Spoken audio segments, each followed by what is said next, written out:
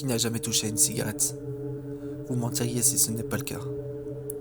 De toute façon, vous avez déjà fumé de façon passive, c'est-à-dire à côté de quelqu'un qui est en train de fumer.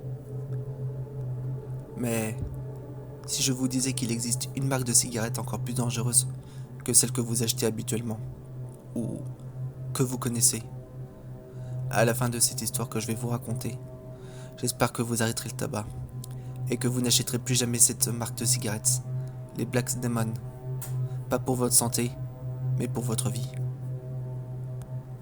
Vous me croyez pas? Vous allez voir qu'à travers ce récit, que le protagoniste a fait l'erreur de consommer cette marque de clope. Et peut-être qu'après, vous regarderez vos cigarettes différemment, jusqu'à vous dégoûter. Les Black Demon, cette marque de cigarettes, ce nom m'évoquait, mais je n'avais jamais vu un de ces paquets de mes propres yeux. La première fois que je vis un de ces paquets de cigarettes, c'était ce soir-là. Je passais une soirée anodine avec deux potes. Comme tous les soirs, on se prenait une murge. Évidemment, substances illicites et cigarettes étaient au rendez-vous. Au bout d'un moment, le tabac commençait à manquer. Il était environ 3 heures du matin. Je commençais à rager, d'autant plus que les effets de la nicotine s'atténuaient. En plus, aucun bureau de tabac dans la capitale n'était ouvert à cette heure-ci. Les premiers commerces ouvraient leurs portes à 5 heures du matin. Mais moi, je ne voulais pas attendre 2 heures. Il me fallait à tout prix du tabac roulé. Et je me doute que vous savez de quoi je parle. Inutile que je vous fasse un dessin. De toute évidence, le sort s'acharnait sur nous trois. Aucun de nous n'avait un petit gramme de tabac non consommé.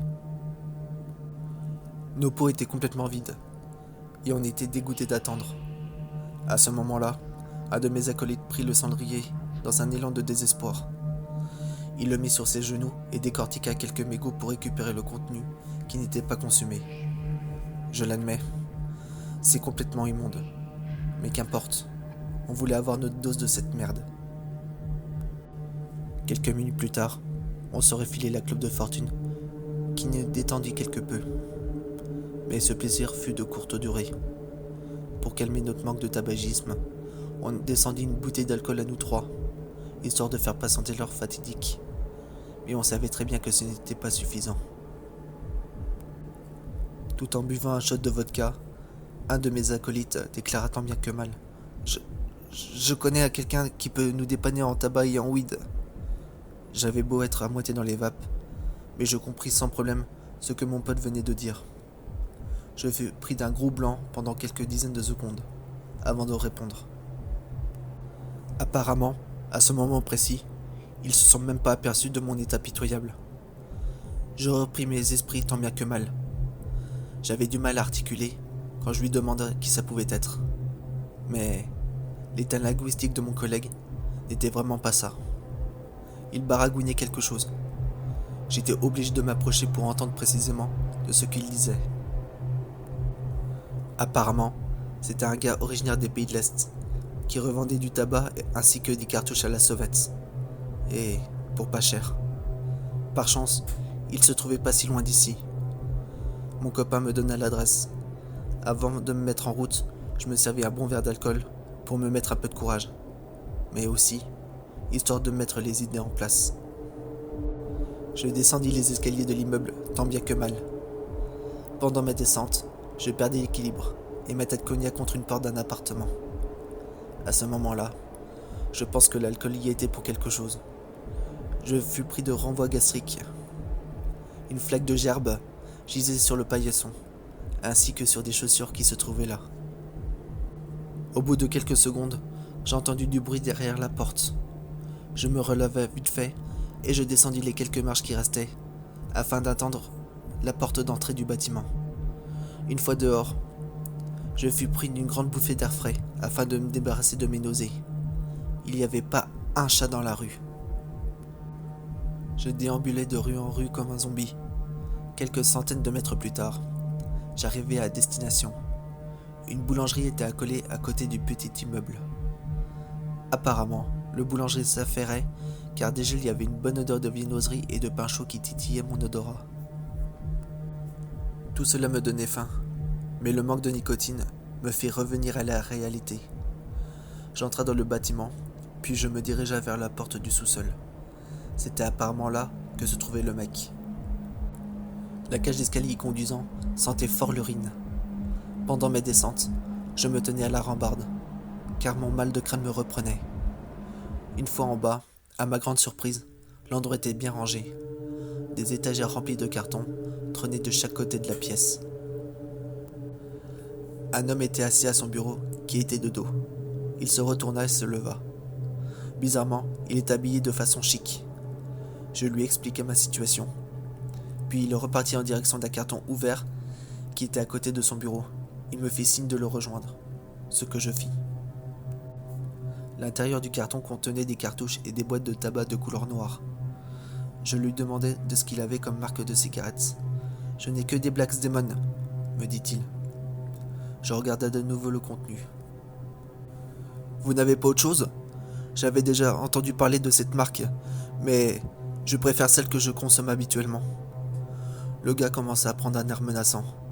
Son accent de l'Est se fit encore plus ressentir. « Je suis un bureau de tabac, je n'ai que cette marque. Maintenant, c'est à prendre ou à laisser. » Apparemment, je n'avais pas le choix. Je lui pris 4 paquets de Black Demon et je fis demi-tour. Quelques minutes plus tard, je revins devant le bâtiment. À ce moment-là, j'espérais qu'il n'y avait pas les occupants de l'appart duquel j'avais gerbé devant l'entrée par accident. Je montai les escaliers. Par chance, la flaque ainsi que les chaussures souillées de mes renvois gastriques étaient encore présentes. Dans quelques heures, quand ils sortiront, ils auront une drôle de surprise, pensai-je. Mais peu importe. Dans quelques secondes, moi et mes 2 potes, on aura notre dose de nicotine. J'ouvris la porte. La chaleur de l'appart me réchauffa. « Ça y est, j'ai de quoi fumer !» annonçai-je aux 2 zombies qui étaient en train de comater sur le canapé. Je leur fila un paquet chacun, qu'ils prirent aussitôt. « Merci mec, je te rembourserai pour le paquet », dit l'un, tandis que l'autre avait déjà craqué le plastique comme un dalleux. Moi, avant de m'en fumer une, je me resservis un verre d'alcool. Vous savez, j'aime bien de faire durer le plaisir du manque de nicotine. Quand j'aurai fini mon verre, je prendrai un vrai plaisir en fumant ma première cigarette du paquet. J'observa les 2 en train d'allumer leur clope. Ils avalèrent une première bouffée. L'un d'eux déclara en expirant « Putain, ça fait du bien !» Je sirotais l'alcool tandis que les autres fumaient leur clope. Au bout de quelques lattes, ils commencèrent à tousser. Au début, de temps en temps, puis de façon permanente. « Qu'est-ce qui se passe les gars ?» leur demandai-je en les regardant. Ils ne répondirent pas. Ils se contentaient juste de tousser sans cesse. Soudain des glaires rougeâtres sortit de la bouche de l'un d'eux. Puis le deuxième le suiva. Je commençai à paniquer, je me leva. « Putain, j'appelle les urges !» dis-je en prenant mon portable. Je composa précipitamment le 15. Pendant que j'étais en communication avec ces derniers, l'un de mes copains cria « Putain, je brûle de l'intérieur !» Puis il retoussa de nouveau. L'un d'eux se leva et commença à arracher sa chemise. Sa poitrine présentait des traces de brûlure qui s'intensifiaient de plus en plus. Il regarda les brûlures et dont une fine fumée s'y dégageait. Il commença à hurler. Tandis que je criais aux urgences de se manier, je regardais mes potes impuissants. L'attente fut long, très long. Je tenta de les calmer tandis qu'ils agonisaient. La fumée s'échappant de leur corps devenait de plus en plus intense. Les zones de brûlure s'étendaient encore et devenaient noires. Noires comme du charbon. À croire qu'ils étaient vraiment en train de cramer de l'intérieur. Pendant que j'épongeais les zones brûlées de ces 2 pauvres, mon regard se porta sur les paquets de clopes posés sur la table. Les Black Demon. C'est quand même pas eux qui sont à l'origine de ça. On frappa à la porte. Je laissa mes 2 compagnons d'infortune qui gisaient maintenant inconscients. J'ouvris la porte. Une équipe du SAMU entra aussitôt et s'occupa de mes 2 potes. Le médecin fut surpris de voir l'état des corps et me demanda de ce qu'il s'est passé. Je leur expliqua les événements dans les moindres détails. Quand je prononça le nom des clopes que mes copains avaient fumées, les infirmières et le médecin se regardèrent. Puis ce dernier demanda à ses collègues de me virer de l'appart, chose qu'ils firent sans broncher. Ils me foutèrent dehors et claquèrent la porte. Décidément, je ne comprenais pas de ce qu'il se passait. Un long moment s'écoula avant que la porte de la porte ne se rouvre. Le médecin en sortit. Pour le peu que je vis de ce qu'il se passait à l'intérieur, j'apercevis les 2 infirmiers porter des bidons blancs opaques. Un liquide transparent contenu dans ces bidons s'écoulait sur les corps de mes 2 copains dénudés et complètement carbonisés. En quelques secondes, de la mousse jaillissait des corps inertes. Mais je ne pus en voir plus. Le médecin me poussa dans les escaliers.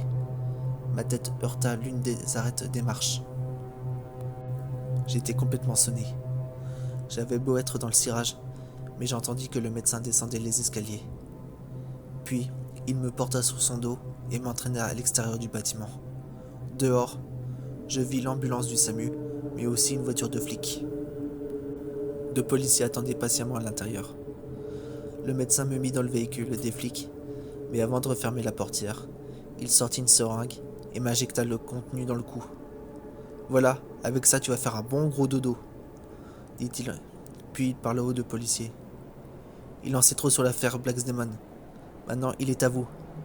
Et dites à notre acolyte d'être plus discret la prochaine fois. » La suite, je pourrais pas vous la dire, vu que j'ai sombré. Maintenant, je suis dans un endroit dont la localisation m'est inconnue. Ça fait maintenant une éternité que je suis enfermé, et dont je ne sais quelle raison. Ces fameuses cigarettes Blacksdemon peut-être ? Je sais pas. Je ne comprends pas non plus l'incident qui ont conduit mes 2 potes à être complètement carbonisés après avoir fumé ces cigarettes, ni même les agissements bizarres du SAMU. Mais je pense que ces cigarettes ont un rapport avec tout cela. Alors, si un jour vous voyez un paquet de cigarettes Blacksdemon, ou alors qu'on vous en propose une, surtout, refusez. On sait pas ce que ces merdes contiennent.